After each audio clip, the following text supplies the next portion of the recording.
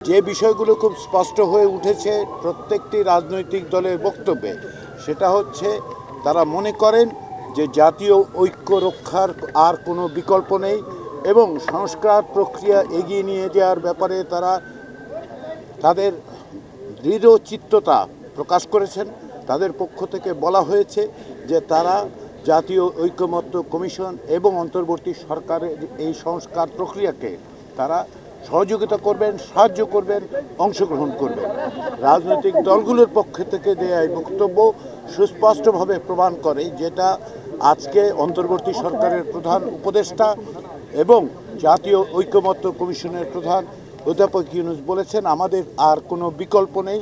আমরা প্রত্যেকেই এই রাজনৈতিক দল হিসেবে, নাগরিক হিসেবে, সমাজের বিভিন্ন অংশের মানুষ হিসেবে আমাদের দায়িত্ব হচ্ছে যে এই সংস্কার প্রক্রিয়াকে সুষ্ঠুভাবে এগিয়ে নিয়ে যাওয়া।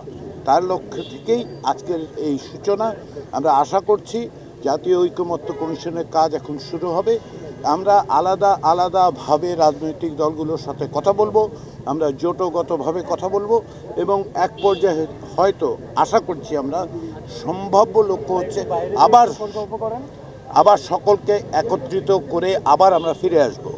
এই প্রক্রিয়াটা আমরা দীর্ঘসূত্রী করতে চাই না। আমরা আশা করছি স্বল্প কিছুদিনের মধ্যে এটা করতে পারবো। ইতিমধ্যেই সেটা হচ্ছে যে এই প্রক্রিয়াটা অব্যাহত রাখার জন্য রাজনৈতিক দলগুলোর কাছ থেকে আমাদের কাছে অনুরোধ করা হয়েছে যে যে সমস্ত প্রতিবেদন দেওয়া হয়েছে সেই প্রতিবেদনগুলো যেন তাদের কাছে হার্ড কপি হিসেবে পৌঁছে দেওয়া হয়। আমরা সেগুলো পৌঁছে দেওয়ার জন্য খুব দ্রুত ব্যবস্থা গ্রহণ করব কমিশনের পক্ষ থেকে।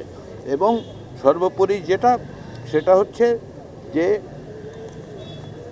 ঐকমত্য প্রতিষ্ঠার ক্ষেত্রে কারো কোনো রকম দ্বিধার কোনো সুযোগ নেই এবং সেই প্রক্রিয়াটাই আমরা খুব দ্রুত অগ্রসর করতে চাই জাতীয় ঐকমত্য কমিশনের পক্ষ থেকে।